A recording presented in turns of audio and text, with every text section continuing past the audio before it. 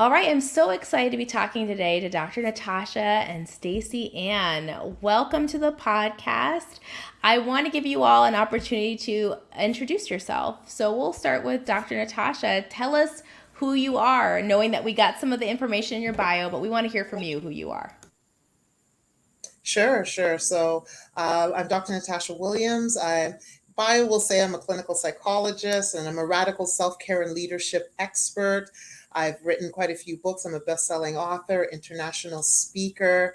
But I say I'm a person that has decided to transform myself first and foremost from someone who believed they had to be all things to all people to someone who has decided to walk in their own truth first and foremost, and understanding that I had to let go of some of those pieces. So once I figured out that personal aspect of my journey, it aligned so,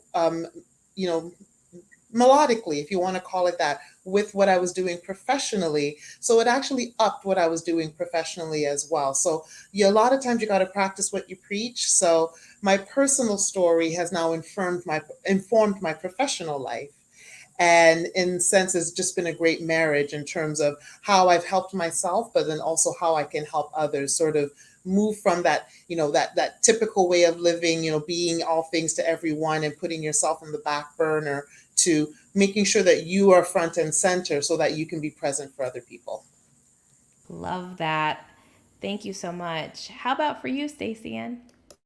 I love that introduction. Thank you so much for having me. That is such a great question. It's such an easy question, but it's also such a hard question because how you show up in the world sometimes is like, is it really reflective of who you are? But I like to say this. I am the great-granddaughter of Tetel, who is ancestrally a Maroon. I am from Clarendon, Jamaica. I am deeply rooted in my ancestral groundings. I am a woman that is dutifully fulfilling her mission here on decolonizing mental health in the Black community, while definitely understanding that rest is my birthright, rest is resistance, and rest is needed. I am a being that loves wholeheartedly, loves to eat, love to dance, and love to love on others. And I am just still a little girl within me that loves life and loves to celebrate life and love to be where she is celebrated and not tolerated. And I think I'll leave it there. That's beautiful. I think both of your introductions are great and easy for the audience to know why I'm talking to you today and why your messages are needed. I want to follow up on one thing that each of you said in your introduction that really goes to what we normally talk about in this first segment here, which is Dr. Natasha, you talked about, walking the talk and doing some personal work and how being in alignment, it sounds like I'm using the word alignment, but really being in alignment helped every area of life. It sounds like you talked about the personal and the professional and the marriage there. And we're certainly going to talk about how you center joy in your professional life a little bit later in this conversation. But I'd like to know for you, what was your kind of journey to that realization? Let's just start back there, like that realization, because I think so many people, we talk about opting out of struggle in this podcast. So many people are in a space where like something doesn't feel right. I'm fighting. I'm constantly like pushing and pulling and things are not going the way I want, but we're not necessarily sure. That doesn't necessarily turn into action. We're just kind of existing. And so a lot of people don't realize until we hear the stories of others that there's a moment where you're like, you realize that transformation happens, like light bulb clicks and you're like, I gotta do things different. And so can you tell me a little bit about that and what that start of it was for you and how you started that kind of opting out, and we would call it opting out, to kind of come to alignment? I love that terminology of opting out. Love it. You know what's so interesting? I think, you put on a clinical hat, I'm a doctor, I have a practice, I'm, helping people along, and I'm trying my best to practice what I preach. But for me, my defining moment was my separation and divorce. Um, it was definitely a defining moment for me because first of all, it caught me off guard. It was a moment in which, I thought I had the pieces put together. You're supposed to do everything in a certain order. I met the person, I dated them for several years. You date and then you get married. And I got married after I finished my doctorate. So school first, doctorate afterwards, move into the nice house and, all of the things. Supposed to have kids next, and that was a struggle on several aspects. And then the bottom fell out for me. And then also, to be very honest, adding faith onto that. And I think we'll also talk about that as well, because it's not about just being a Black woman, but then also, the tenets of being a Christian woman as well. And, things you're supposed to do and what the church teaches you and stuff like that. So in the midst of all of that, the bottom falls out. A combination of infidelity and infertility issues, but it culminated with years of infidelity, which I found out afterwards, and him getting someone else pregnant while we're going through our infertility struggles, and him doing it purposely. It was definitely like a moment where your stomach drops, your whole world shatters because you curated this world and this life. So I had to then figure out for myself, yes, I'm a clinician, but I'm also a human being. I'm a Black woman. How do I allow myself this healing process? Because I don't have to just get up, push everything aside, and just move on. Part of it was, how do I move and heal, right? And continue to heal? Because I find a lot of us, what we do in the struggle is instead of avoidance ends up being one of the biggest tools that we use to try to just get through. But with avoidance, everything still has to come back because it's not processed.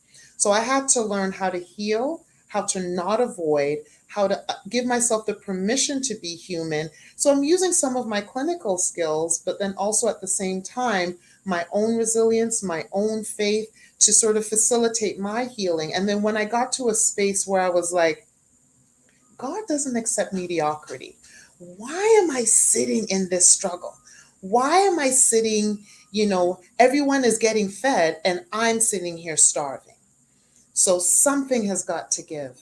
And it was in that aha moment where I decided, you know what God has for me in front of me has to be way better than what I need to leave behind. Because some people hold on because I've known this person for almost 20 years. And, I have to stay because I invested all of my time. I said, I have to tell him, listen, I've started over before. I can start over again. And I had to not be afraid. And it was in that moment that I then took all of that, sort of built myself to a space where I'm so happy now. And I know we'll talk about that a little later, but also coming to a space where I'm like, if this has happened to me, my story has to, and combine it with clinical experience and research and all of that stuff. I need to combine this so that I can help other women because I'm not the only one. So I wanted to use my story, not only for just my glory, because I said I need to be used as a vessel for others. And that's the purpose of why I went through what I went through in order to fulfill my purpose on this earth. So I'll leave it there. That is very beautiful to hear. I think that's great. And you highlight a couple things in that. One, that I think as Black women, I think we are conditioned to go into avoidance. It is something that we just push through. We call it resilience, but it's really just avoidance, right? We just go, and it's a space of it's also a space of acceptance in an unhealthy way. Like it's meant to be this hard. It just push through the pain. Don't acknowledge it. This is a part of life. And it is a way that we stay locked. When we stay in that space of avoidance, we stay locked. And you talked about how you married that, your personal experience, what you're learning about what you've personally happened, the traumas and the disappointments that have happened with your clinical expertise. And that has given birth to like really you stepping into your purpose. And Stacey, this brings to the question I had directly for you, which was part of the way that we are in struggle a lot as Black women is around the stigma around mental health, right? The fact that it has been co-opted and we're excluded from the narratives about mental health, and that we stay in struggle. We never do the Dr. Natasha tools that you had from your training. We don't do any of that. We just pretend therapy isn't available for us. And so I'd love to hear about your own decision to make decolonizing mental health and prioritizing mental health in the Black community something that you came to. I doubt you woke up and said, that's my mission as a little girl, but maybe it is. I still want to know what brought you to this and why that's so important for you. Thank you so much, Kelley. And thank you for sharing, Dr. Natasha. Every time I hear your story, it tugs at my heart, but in such a beautiful way. Sending you so much hugs. You know what? I would say that my mental health journey started when I decided, I'm just going to pack up. I'm going to move to Vancouver, pursue a career for being an actress. I gave myself 6 months to be super famous and give myself a lot of pressure there. And when the 6 months was about to be up, I noticed certain things in my body, certain things like I was eating fast, walking fast, doing things fast, couldn't sleep. I had a roommate at the time and she said to me that, I think you're showing the signs of anxiety. And I remember going into my room thinking that anxiety, that's something white girls get. I've never heard of a Black person say that they had any kind of anxiety. And this was, just for context, this was 2011. And my symptoms got worse. So I did check myself into the hospital. They run all sorts of tests on me and it came back that I did have anxiety. They prescribed Valium for me. And I remember reading this prescription and saying, and I did a scene in acting class, and Valium is a crazy people drug. They're kind of telling me I'm crazy, so I'm not going to take it. I'm going to repeat mind over matter and beat this thing. And I would say I beat my anxiety for a week until it came back so severely. I was in the hospital. I was going home with heart monitors. They had me on a treadmill trying to test what was happening to my heart rate. I got so sick, I eventually had to move back to Toronto. So I'm originally from Toronto. The thought of coming back home and not accomplishing my dream of being a super famous actress then mixed that anxiety into depression. And so my depression came into 2 stages. The one that we know about where you just sit at home, the blinds are closed, you're not talking to anyone, the phone is turned off. You're either eating yourself silly or not eating at all. You're not showering for days. You're not brushing your teeth for days. You're just in a space where you just feel like your whole world is crumbling.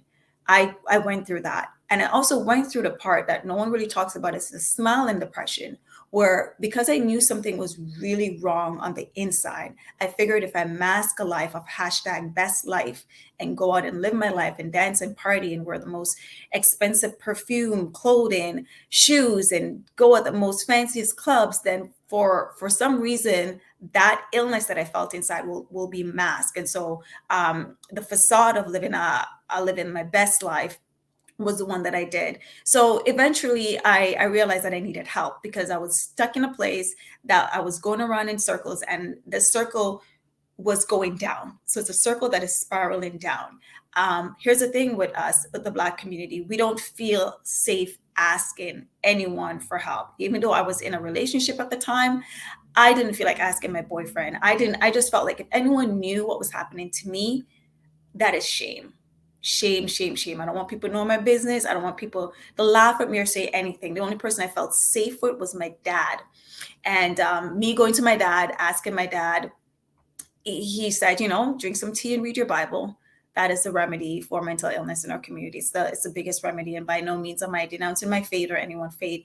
But I do feel like if we have a doctor for our physical illnesses, then there should be a doctor. We should be able to say, hey, see somebody for your mental wellness as well. I'm going to wrap this up. Eventually, my first therapy session started with talking to strangers. Strangers made me feel safe. I know there's stranger danger, but the thing about strangers is they don't know me from Adams. They don't know my name. They will know whatever name I tell them. but I can be honest with them, and I can let them know what is going on. So it started with me being at the park one day crying. Some lady came up to me, asked me what's wrong. And I just told her I was in a spot where I felt like I was almost 30 years old. You know, that big 30 number, for anyone going through this, that 30 number scares you, right? And I felt like I had nothing to my name. I'm an immigrant child. I'm supposed to be able to bring up all my family from Jamaica. I'm supposed to be successful. And here I am having nothing. And I didn't want anyone to say, well, you got a roof over your head. You got a lot of money in the bank. Why do you need to feel this way? I'll wrap this up, Kelley. So that moment, when I started using people as therapists, I then decided that I have to make a documentary. I have to showcase mental illness in the Black community. This is how me and Dr. Natasha met. That Dr. Natasha was a psychologist that was in the film. And I also decided that I had 5 people share their story, including myself, and then also went to the church and the psychologist, because whenever you talk about mental illness in the community, it's a church, right? Never so much a psychologist. So I wanted to show those two spectrum. And so this is how it birthed. And I didn't know that little documentary, something that I wanted to share as my journey of going through something, but also knowing that if I was to do a documentary just by myself or write a book just by myself, it wouldn't have landed how I wanted it to land. I want other people in the Black community, so people can see that this is not just me. It is something that is swept under the rug for centuries. It's a big polka dot, green and pink elephant sits in the room that nobody talks about. And it's the biggest silent killer in our community. And from there, I didn't know that the documentary would grow the way that it did. And it put me in a position to be a mental health advocate. And from there, I realized that there's so much more to do. And so getting to talk about mental health in the Black community made me realize that you have to decolonize it. You have to go to the root of where it started. And then you can move forward, because in order to know where you're going, it's always important for us to know where we're coming from. And so my work is never ending. I'm always learning more. And and I'll wrap it up by saying, that's about it.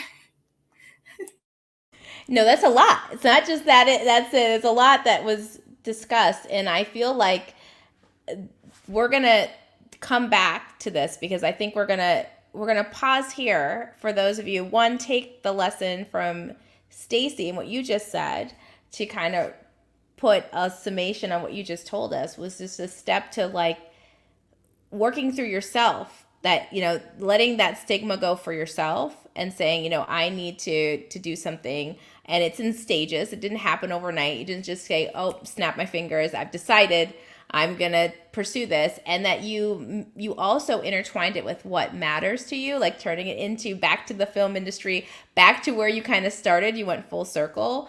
But it was only after acknowledging that you needed to address some things that were going on and not avoiding it, which goes back to what Dr. Natasha was talking about, this avoidance that we do. And so I want us to come back, and I did not expect the interview to go this way, but it's going this way. Come with me, ladies, as we talk a little bit about the stigma that impacts communities. This podcast is a global podcast. We have hi South Africa. We have a lot of folks in Africa that listen to this podcast, and particularly South Africa and the West Indies. Jamaica is one of the countries that listen to this podcast. And there are specific stigmas around, particularly you all, West Indian culture and mental health. And they show up very similarly in African culture as well around mental health. And so I want to come back and talk a little bit about that. And then we're going to talk, as always, about joy and how you all center joy in your personal and professional lives. So more to come with Stacey-Ann and Dr. Natasha as we continue to talk about the stigma around mental health and how we can kind of break that down and what can be done to remove that for us.